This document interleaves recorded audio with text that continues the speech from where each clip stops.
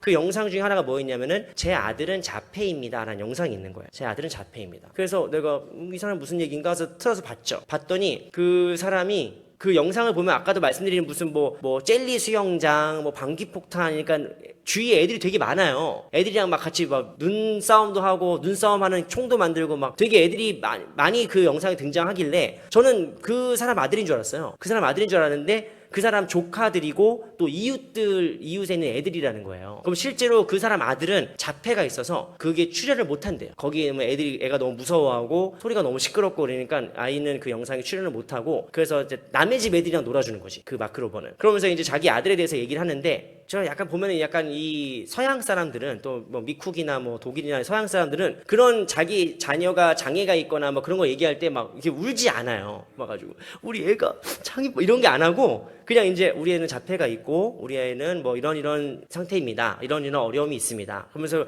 그렇게 막 소개를 하면서 이 사람이 자기 아들에 대해서 뭐라고 얘기하냐면은 저는 그 사람의 고백을 보고 되게 감동을 받았어요. 이 사람이 뭐라고 얘기하냐면은 제 아들이 가진 장애는 고쳐야 될 병이 아니라 이 세상을 더 아름답게 만드는 특별한 선물입니다 라고 얘기하는 거예요. 그래서 이 사람이 저도 되게 남의 얘기 같지가 않아서 가만히 봤더니 이 사람이 말하는 대사 중에 이런 대사가 있습니다. 내 아들은 화성에 가거나 암을 치료하는 약을 발명하지는 못할 겁니다. 하지만 내 아들은 그 곁에 있는 사람들을 더 인내하게 만들고 더 친절하게 만들고 더 깊이 서로 사랑하게 만듭니다. 그런 의미에서 내 아들은 평범한 인간들 사이에 보내주신 거인입니다 라고 얘기를 하는 거예요. 저는 이 사람의 고백을 보면서 야, 이 사람이 나보다 더 낫다. 목사님 나보다 더 훌륭하다. 라는 생각을 하게 됐어요. 왜냐하면 여러분들 그 지난 1월 달에 유임식 때 보신 분들은 있는지 모르겠지만 저희 조카도 자폐입니다. 저희 조카가 자폐이기 때문에 어쨌든 그 가족 사진 한 장을 못 찍었더라고요. 저희 유임식 때. 왜냐면 근데 그 아이를 이렇게 통제할 수가 없어요. 와가지고 일로 와라 사진 찍자. 뭐 근데 걔가 뭐 가만히 있는 애도 아니고 그러니까 사람들 많고 막 그러니까 그냥 무서워가지고 막 이러고 있는 애인데 그게 참 자폐를 가족은 있는 그 저는 조카지만 저는 이제 자폐 아이를 키우는 우리 형님네 부부를 봤고 또 가족들끼리 이제 모여서 식사라도 하려고 하면은 이게 너무 힘든 상황들이 많이 있는 거죠. 그 아이가 소리를 지른다랄지 통제가 안 된다랄지 그런 걸 보면서 참 한국 문화는 약간 그런 걸 수치로 여겨요. 그러니까 그 아이가 이제 힘들어하거나 그러면은 저희가 괜히 막 죄송합니다, 밖에서 그렇게 얘기하면서 그 미안하게 여겨야 돼. 장애 아이를 키우는 집이 어려운데도 그 사람한테 사람들이 도와주는 게 아니라 우리가 미안해져야 돼. 그런 사회를 살고 있는 거예요. 그런데 이 마크로버는 뭐라고 얘기하냐면은 우리 아이는 뭐 엄청난 일을 할 수 있는 아이는 아니지만 이 아이 때문에 이 아이 곁에 있는 사람들이 서로 더 인내하게 되고 서로 더 사랑하게 되고 서로 더 협조하게 되고 그리고 더 그 친절하게 만들어준다. 그래서 하나님이 보내준 선물이다 라고 얘기하는 거예요. 저는 이 의식 자체가 너무 부러웠어요. 너무 대단하다고 생각하고 여러분 오늘은 우리 총회에서 제정한 장애인 주일입니다. 장애인 주일이고 통계상 현재 대한민국에 등록된 장애인이 몇 명이냐 263명입니다. 263만 명 죄송합니다. 목이 타네요. 통계적으로 우리나라에 등록된 장애인 수는 263만 명입니다. 263만 명이 어느 정도 수치냐면은 대한민국 인구의 5%예요. 5%. 그 말은 뭔 뜻이냐면 여러분이 오늘도 길을 지나가다가 20명을 만나면 그 중에 한 명은 장애인이 있다는 얘기예요. 근데 여러분 지난주에 장애인들 본 분들 계십니까? 지나가다가 20명 이상은 봤는데 장애인을 본 분이 계세요? 잘 못 보셨을걸요? 왜 우리는 장애인을 못 볼까요? 제가 독일에서 유학을 하면서 정말 장애인들을 많이 봤어요. 길거리 지나가는데 정말 장애인들이 많은 거예요. 그래서 우리가 같이 유학 갔던 목사님들끼리 학교 가고 뭐 왔다 갔다 하면서 우리가 무슨 얘기했냐면은 야 얘네들 뭐 담배를 많이 펴서 그러냐 술을 많이 먹어서 그러냐 왜 이렇게 장애인이 많냐 막 우리가 막 그러면서 이제 갔는데 학부 때 사회복지를 전공했던 목사님 한 분이 저희한테 그 얘기를 해주시더라고요. 여기가 장애인이 특히 많은 게 아니라 독일이 장애인들이 왔다 갔다 할 수 있는 환경이 돼서 그래요. 장애인이 얼마든지 대중교통을 탈 수 있고 장애인이 얼마든지 대중식당을 갈 수 있는 환경이 되기 때문에 여기 장애인이 많이 보이는 거지 우리나라에 없는 게 아닌 거예요. 그럼 대한민국은 어떤 사회냐? 장애인이 있는데 보이지 않는 거예요. 왜? 나올 수가 없어요. 장애인이 나와서 편하게 지낼 수가 없는 세상을 살고 있는 거예요. 우리가. 그러니까 우리 눈에 장애인이 안 보이는 거예요. 여러분 대한민국은 어떤 사회입니까? 장애인이 뭔가 결핍된 존재로 보는 거예요. 여기가 정상인의 세계고 장애인들은 뭔가 부족한 사람들, 뭔가 하자가 있는 사람들, 뭔가 우리 같이 정상적이지 않은 사람들로 우리가 치부하는 사회를 살고 있어요. 아직도 여전히 대한민국 사회는 그런 사회를 살고 있습니다. 왜냐? 대한민국은 잘난 걸 숭상하는 사회예요. 성공을 이렇게 명예롭게 생각하는 사회예요. 근데 이런 사회가 어느 사회랑 닮았느냐? 2000년 전에 로마 제국과 아주 유사하게 닮았습니다. 로마 제국, 오늘 우리가 읽은 고린도전서가 쓰여진 고린도란 도시는 로마 제국 중에서도 아주 유명한, 아주 이제 그 번성한 항구 도시였습니다. 수많은 인종과 물자와 종교가 섞여 있고 여기는 언제나 치열하게 성공에 대한 이 경쟁이 너무 치열했던 곳이 바로 이 고린도 지역이었어요. 이걸 대표적으로 보여주는 인물이 누구냐면은 고린도 지역 사람은 아니지만 아주 유명한 사람 중에 키케로라는 사람이 있습니다. 키케로. 여러분이 키케로를 아십니까? 한국 분들은 잘 몰라요. 키케로 하면은 뭐 역사를 좀 좋아하시는 분들이거나 뭐 이런 걸 보신 분들은 대충 조금 아시긴 하는데 잘은 몰라요. 근데 유럽 애들은 다 합니다. 왜 아느냐? 유럽에서 김나지움, 그 인문계 학교를 가는 애들은 라틴어 자격증을 따거든요. 우리로 치면 한자 능력 시험 이런 자격증, 한자 뭐 1급, 2급 이런 거 따는 것처럼 유럽 애들은 인문계 학생들은 보통 라틴어 자격증을 따는데 그 라틴어 자격증을 딸 때 반드시 보는 시험 범위가 키케로예요. 그 무조건 키케로에서 나와요, 시험은. 라틴어 텍스트, 제일 좋은 라틴어 텍스트가 뭐냐 하면은 다들 키케로가 쓴 그 텍스트들을 라틴어 시험으로 볼 정도로. 그러니까 우리가 꼭 뭐 공자 맹자를 잘 알아서 공자 맹자를 아는 게 아니잖아요. 그냥 워낙에 많이 들어봤으니까. 그런 것처럼 유럽 애들한테 키케로는 그걸 읽든 안 읽든 그냥 다 아는 사람이에요. 다 아는 사람인데 이 키케로가 글을 기가 막히게 씁니다. 글이 어마어마하게 기가 막히게 써요.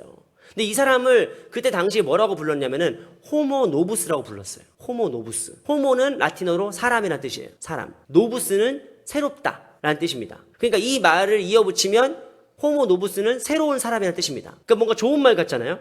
뭔가 뭐 뜨는 사람, 새로운 사람, 뭐 이런 느낌인 것 같지만 사실 이게 뭔 뜻이냐면은 근본이 없다는 뜻이에요. 얘는 귀족 출신이 아니야. 그러니까 키케로는 어떤 사람이냐? 귀족 출신. 그 귀족이 노빌리타스라고 해서, 노빌리타스는 뭐냐면은 원래 우리 집안이 어떤 그 가문이 있는 집안이죠. 그래서 옛날 사람들은 자기 소개할 때 어떻게 소개하냐면은 뭐 이재용입니다 이렇게 소개하는 게 아니라 아이고 저는 성주희 씨 뭐 충혈고파 26대 손 이재용입니다 이렇게 소개하는 거예요. 그게 가문이야. 그게 나를 드러내는 가문이고 배경이기 때문에 이렇게 소개하는 거예요. 근데 키케로 같은 사람들은 어떻게 소개합니까? 그냥 키케로입니다. 나를 증명해줄 가문이 없어요. 그러니까 이런 사람들은 어떻게 살아야 되느냐? 자기의 능력을 증명해야 돼요. 자기를 보여줘야 돼요. 내가 얼마나 유능한 사람인지, 내가 얼마나 훌륭한 사람인지를 증명하고 나타내야 되는 삶을 살고 있는 겁니다. 그래서 다른 귀족들보다 100배는 더 열심히 살아야 되고 1000배는 더 똑똑한 결과를 보여줘야 되는 거예요. 그래서 이 키케로가 쓴 책 중에 의문홀이라는 책이 있는데 그 책에는 이런 구절이 나옵니다.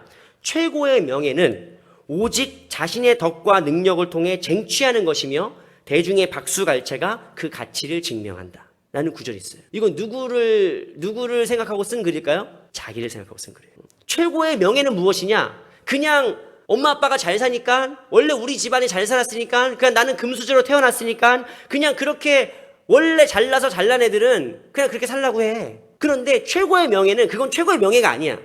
자기가 볼 때 최고의 명예는 뭐냐? 오직 자신의 덕, 나의 비르투스, 나의 덕과 나의 능력을 통해서 성공을 쟁취하는 거지. 그리고 인기를 얻는 거예요. 사람들한테 박수를 받는 삶이에요. 그런 삶이 가장 명예로운 삶이고 성공한 삶이다. 이렇게 얘기한 게 바로 키케로예요. 이 키케로가 그래서 정말 그 가문도 없고 백도 없는 사람인데 엄청난 능력으로 고위직까지 올라갑니다.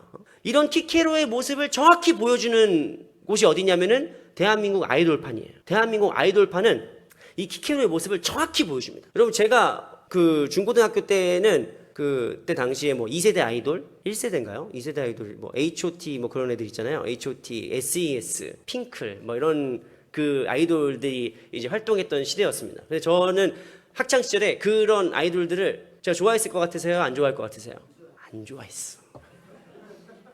저는 그때만 해도 한창 락 베이비였기 때문에 기타 치면서 막 이러면서 막 이렇게 락 음악 좋아하고 메탈 막 이런 거 막 좋아하면서 이제 우리나라 가수들 막 야 저게 무슨 음악이냐, 저게 무슨 가수냐, 똑같이 춤추고 찍어 부르는 노래를 뭐 그게 좋다고 사람들이 좋아하는지 해서 약간 좀 그 요즘 전문용어로 홍대병이라고 하는데 이 홍대병 걸려가지고 나는 이제 이런 음악 안 들어 뭐 이런 거 있잖아요. 그렇게 살았는데 제가 나이를 먹고 30이 넘어가지고 아이돌들을 보는데 제가 어떻게 보이기 시작하냐면은 와, 저렇게 예쁜 애들이 저렇게 잘생긴 애들이 저렇게 열심히 살아. 그 나는 아이들을 볼 때마다 늘 회개합니다. 나는 저렇게 열심히 산 적이 있나?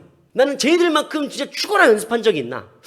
아닌 것 같아요. 그 예쁘고 잘나고 멋있는 애들이 키도 크고 막 멋있는 애들이 막 진짜 닭장 같은데 빌라 살면서 거기서 막 밤새 막 연습하고 노래하고 춤추고 막 그러면서 뜨는 거예요. 그 우리가 아는 애들만 해도 어마어마한데 그 밑으로 뭐예요? 더 많죠. 수많은 사람들이 있는 거죠. 그래서 나는 이제 옛날에는 연예인들 뭐 사고 치고 뭐 문제 일으키면은 그냥 똑같이 찍찍찍하고 욕하고 말았지만 요즘은 그냥 약간 이해가 돼요. 니네가 오죽했겠니? 니네가 10년 동안 그 빛도 안 들어오는 거기 지하실에서 막 연습하고 그랬던 애들인데 돈 좀 생기고 인기 좀 생기니까 이제 오죽하겠니?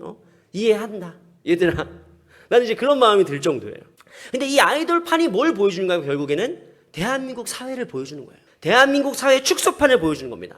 여러분, 우리가 살아가는 이 대한민국은 어떤 곳입니까? 능력을 보여줘야 되는 곳이에요. 엄청나게 급속도 성장했기 때문에 나의 능력을 보여줘야 되는 거예요. 여러분 중에 제가 어쨌든 지금 벌써 작년 9월부터 우리 교회에서 사역을 했으니까 제가 여러분들 쭉 봐오지 않습니까? 쫙 봐오면서 제가 볼 때 우리 중에 금수저가 그렇게 많지 않아요. 근데 여러분 다 남들 부러워하는 강남에 살잖아요. 여러분 어떤 사람들이에요? 다 호보 노부스 같은 사람들이에요. 대단한 분들이에요. 우리 옆에 있는 분들 박수 한번 쳐주실래요?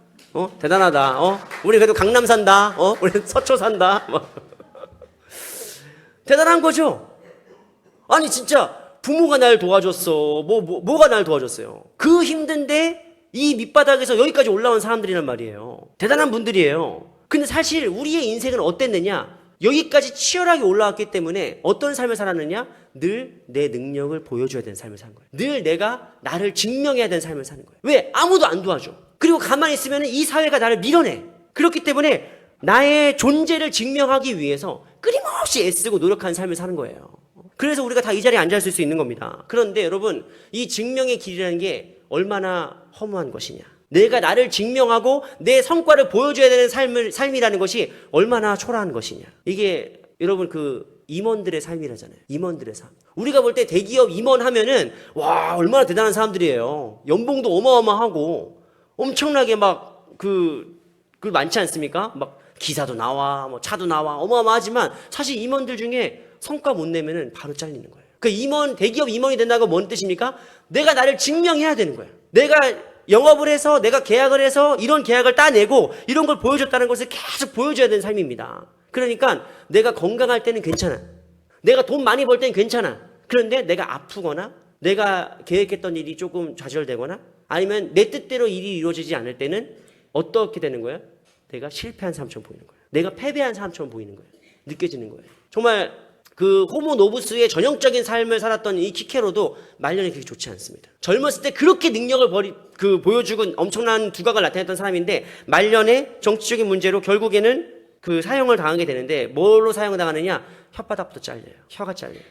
저거 말 언변이 엄청난 사람이니까 제 말로 못 이겨. 그래서 혓바닥부터 잘라서 죽이는 거예요. 여러분, 내가 내 능력을 증명할 수 있을 때는 좋지만 내가 조금이라도 아프거나 돈이 없거나 조금 힘들어지면은 너무 무시받는 세상이 우리가 살고 있는 세상이란 말이에요. 이 대한민국 서울의 현실이란 말입니다. 그런데 오늘 우리가 읽은 본문 말씀은 전혀 다른 논리를 보여주는 거예요. 세상의 논리가 아니라 전혀 다른 논리를 우리에게 말씀하시는 거예요. 그게 무엇이냐? 21절 말씀 보시면 이렇게 써 있습니다. 눈이 손더러 내가 너를 쓸데없다 하거나 또한 머리가 발더러 내가 너를 쓸데없다 하지 못하리라. 뭔 말이냐? 바울이 살던 이 세상만 해도 로마 제국의 고린도 항구 도시만 해도 능력 있는 사람이 존중받는 세상이에요. 성공하고 싶냐? 네 능력을 보여줘라 라고 해서 끊임없이 사람들이 성공을 추구하는 이 환경이었어요. 그런데 그런 세상 속에서 바울이 말하는 건 뭐냐? 이 세상은 전쟁터가 아니다. 이 세상은 전쟁터가 아니라 뭐다? 유기체와 같다. 사람의 몸과 같다는 거예요. 그래서 눈이 손 보고 네가 나보다 못하다, 머리가 발 보고 네가 나보다 미치다 라고 얘기할 수 있는 게 없다는 거예요. 뭔 말입니까? 귀천이 없다. 사람은 귀천이 없다 라고 말하는 게 이 바울이 지금 21절에서 말하는 내용입니다. 여러분, 이런 의미에서 저는 독일이 선진국이라고 생각하는 거예요. 가끔씩 제가 독일 얘기 많이 하면은 아유, 저 목사 독일에서 막 사대주의 빠져가지고 막 독일 그렇게 좀 독일 가세요 뭐 이런 분도 속으로 있을 수 있겠죠. 근데 저는 다시 말씀드리지만 독일은 저는 꼴도 보기 싫습니다. 독일이랄지 유럽 사회가 확실히 요즘 그 경쟁력을 많이 잃기도 했고 동력을 많이 잃기도 했고 좀 문제가 많아요. 여러 가지로. 그래서 뭐 저는 대한민국 사람이고 대한민국이 더 좋습니다. 대한민국이 더 발전할 가능성이 높아요. 그런데 문제는 뭐냐면 우리가 중국이 아무리 돈이 많고 힘이 세고 군사력이 강하고 막 G2니 뭐니 그래서 강대국이라고 불러도 선진국이라고 부르진 않잖아요. 우리가 중국을 강대국이라고 부르지 선진국이라고 부르진 않습니다. 근데 독일이나 뭐 그런 데는 문제가 있고 좀 약간 뭐 좀 힘들고 그래도 선진국이라고 불러요. 왜 선진국이냐? 왜 더 힘이 센 중국은 그냥 강대국이고 요즘 좀 비리비리한 독일이나 프랑스 이런 영국이나 이런 데는 그래도 선진국이라고 부르느냐? 그것은 왜 그러냐면은 이 사회가 약한 자를 돌보기 때문이에요. 오늘 22절 말씀 함께 먼저 봉독합니다. 함께 있습니다. 시작. 그뿐 아니라 더 약하게 보이는 몸의 지체가 도리어 요긴하고. 여기서 요긴하고라고 번역된 그리스어는 아난카이아라는 단어인데 이 아난카이아라는 말은 우리나라 요긴하고라는 번역은 마치 좀 더 좋은 거잖아요. 아 이거 요긴해 아주 있으니까 아주 요긴하던데 조금 더 좋은 걸 뜻하지만 사실 이 아난카이아라는 단어는 뭔 뜻이냐면은 필수 불가결이라는 뜻입니다. 꼭 있어야 되는 것이다. 이거 없으면은 안 되는 거예요. 그러니까 뭐가 있어야 된다고요? 약하게 보이는 몸의 지체가 꼭 있어야 되는 것이다 라고 말하는 거예요. 여러분 제가 아까 말씀드렸지만 왜 독일 사회나 유럽 사회가 우리보다 더 선진국이냐? 거기는 장애인이 더 자유롭게 돌아다닐 수 있어요. 거기는 돈이 없어도 갈 데가 있어요. 거기는 대학을 안 나와도 충분히 먹고 살 수 있어요. 큰 돈은 아니지만. 거기는 돈이 없어도 아프면 병원 가서 치료받을 수 있어요. 강한 걸 더 숭상하는 사회는 강대국이에요. 그건 좋지. 그런데 아프면 어쩔 거야? 나이 들면 어쩔 거예요? 더 좋은 사회라는 건 뭡니까? 우리가 약해져도, 우리가 돈이 없어져도, 우리가 힘들어도, 내가 장애가 있어도 행복하게 살 수 있는 나라가, 행복하게 살 수 있는 사회가 더 좋은 사회인 거예요. 성경은 뭐라고 얘기합니까? 그 약한 지체를 어떻게 본다? 더 귀하게 본다. 우리에게 있는 약한 지체를 더 귀하게 대접하고 귀하게 여긴다는 겁니다. 23절 말씀에 뭐라고 써있느냐? 우리가 몸에 덜 귀히 여기는 그것을 더욱 귀한 것으로 입혀주신다. 우리가 덜 아름답지 못하게 여기는 지체들을 하나님이 어떻게 하신다는 거예요? 더욱 아름답게 여겨주신다는 거예요. 이게 하나님 나라의 논리입니다. 세상의 논리는 뭡니까? 잘난 게 좋은 거예요. 돈 많고 성공한 게 더 좋은 거예요. 그게 더 대접받는 세상을 살고 있는 거예요. 그런데 하나님의 나라의 법칙은 무엇이냐? 더 약한 걸 소중히 여기는 겁니다. 더 약한 거를 더 귀하게 여기는 거예요. 어떻게? 마크 로보가 자기 아들을 보는 것처럼. 이 아이 때문에 우리가 더 서로 인내하게 되고 서로 더 친절하게 되고 서로 더 사랑하게 되는 거예요. 여러분 장애인들은 어떤 존재입니까? 우리에게 약한 존재, 그냥 없었으면 좋겠는 존재가 아니라 장애인들은 뭐죠? 우리에게 꼭 필요한 존재들입니다. 장애인들이 우리 곁에 같이 있을 때 우리가 더 온전해지는 거예요. 그냥 성공지향적이고 약육강식의 시대를 살아갈 때 우리 곁에 장애인이 있음으로써 우리 곁에 우리의 도움이 필요한 사람이 있음으로써 우리가 성공의 노예가 되지 않을 수 있는 거예요. 우리가 그렇게 막 치열하게 살지 않을 수 있는 거예요. 우리 삶에 여유가 생기고 그들을 돕게 되고 우리가 하나님께서 창조하신 하나님의 형상 이 이마고 데이를 회복할 수 있게 되는 거예요. 참으로 인간적이 될 수 있는 겁니다. 이 세상의 방식은 약육강식의 방식이지만 하나님 나라의 방식은 무엇입니까? 부족한 자를, 약한 자를 더 귀하게 여기는 방식, 그들을 더 아름답게 세워주는 방식인 것입니다. 그래서 27절 말씀에서 뭐라고 얘기하느냐? 우리 함께 27절 말씀 봉독하겠습니다. 시작. 너희는 그리스도의 몸이요 지체의 각 부분이라. 성경이 말하는 것은 무엇이냐? 우리 안에 약함이 있고 장애가 있고 불편함이 있고 가난이 있더라 할지라도 그것은 우리가 외면하고 싶고 우리가 그냥 뭔가 뒤로 빼놔도 되는 그런 부분이 아니라 그 모든 게 우리의 전체라는 거예요. 그 모든 걸 우리가 같이 품고 살아갈 수 있어야 된다는 겁니다. 그럴 때 우리가 뭐가 된다? 아름다운 하나님이 원하시는 참된 공동체가 된다. 그것이 교회가 된다는 겁니다. 교회는 우리의 능력을 막 과시하고 우리끼리 막 잘난 사람들끼리 모여가지고 장로님 차 바꿨던데? 권사님 못 보던 백이야? 권사님 오늘 머리가 너무 예쁜데 20만 원 줬어 뭐 이런 데가 아니에요. 교회는 어떤 곳입니까? 약함을 끌어안아주는 데예요. 누군가의 부족함을 끌어안아주는 데예요. 격려해주는 데예요. 그것이 참된 교회입니다. 그리고 이 땅의 교회는 바로 그런 모습이 있었기 때문에 하나님이 우리를 여기까지 인도하신 거예요. 여러분 오늘은 장애인 주일로서 총회에서 여러 가지 자료가 내려왔는데 이 자료를 보면은 대한민국 사회 교회가 이 한국 사회에서 어떻게 선도적인 역할을 해왔는지에 대해서 이야기하고 있는 게 있습니다. 1935년도에 평양 부흥이 막 일어난 다음에 평양 노회에서 했던 일이 뭔지 아십니까?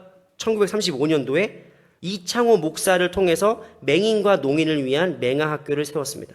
그리고 광복이 되자마자 아직 그 혼란한 이 전국 속에서 어떤 일이 있었느냐? 1946년 10월에 영락교에서 한경진 목사님과 함께 7명의 농인들이 처음으로 예배를 드리게 된 거예요.